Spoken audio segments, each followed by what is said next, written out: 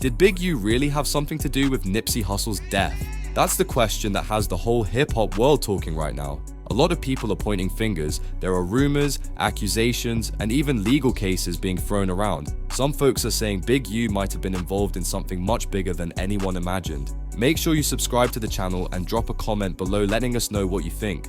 The police and investigators are accusing Big U of running a mafia-like group through his charity work. Authorities say he ran a mafia-like organization while masquerading as a music mogul and gang peacemaker.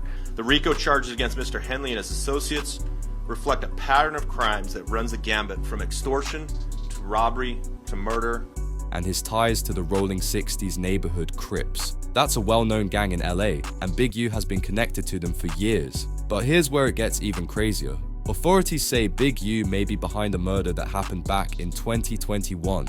A young rapper named Rayshawn Williams, only 21 years old, was shot and killed in Las Vegas. Police are now saying Big U might have been connected to that too.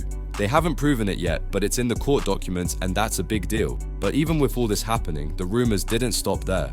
Big U recently said that Wack 100 might be the reason he got arrested in the first place. He hinted that Wack's big mouth might have helped the police build a case, and blamed Wack for talking too much and making things worse by always getting involved in things he doesn't fully understand.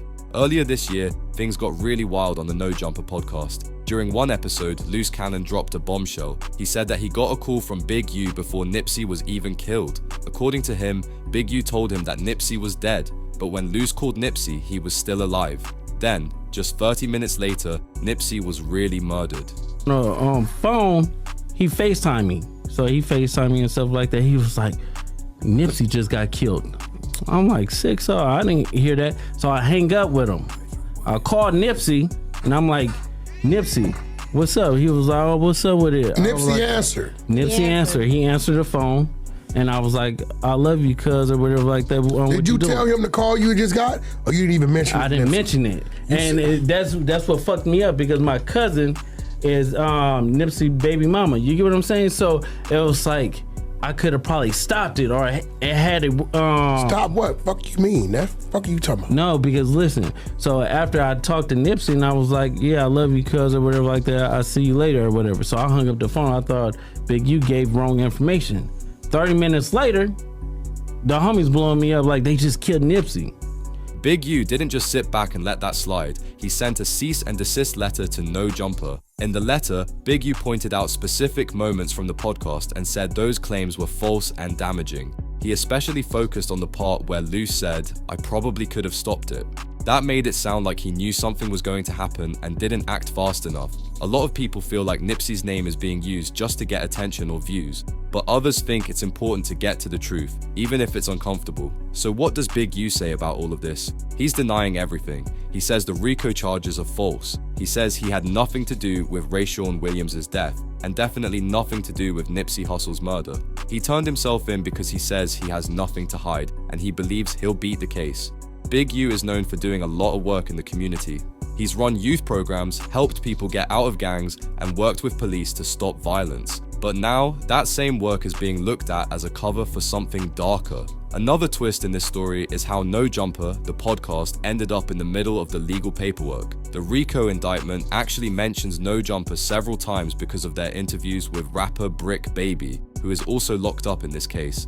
But even though No Jumper was named, they weren't charged with anything. Adam22, the host of the show, quickly responded and said his platform had nothing to do with any crimes. He just interviews people, that's it.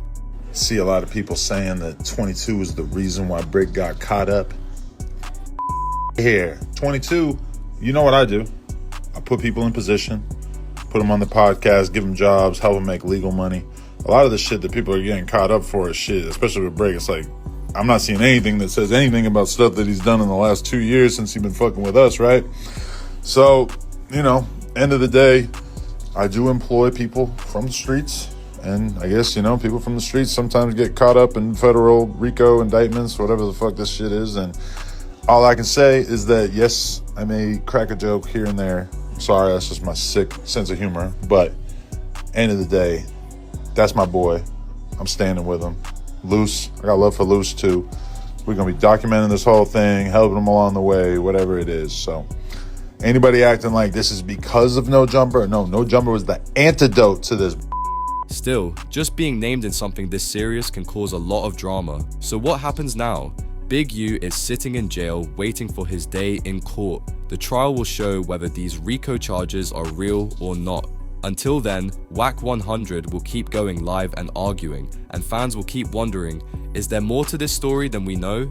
Did Big U really have something to do with Nipsey's murder? Or are people just using his name to make headlines? The truth is, we don't know yet. But with a Rico case, a murder investigation, and wild podcast stories flying around, this is one story we'll be keeping a close eye on.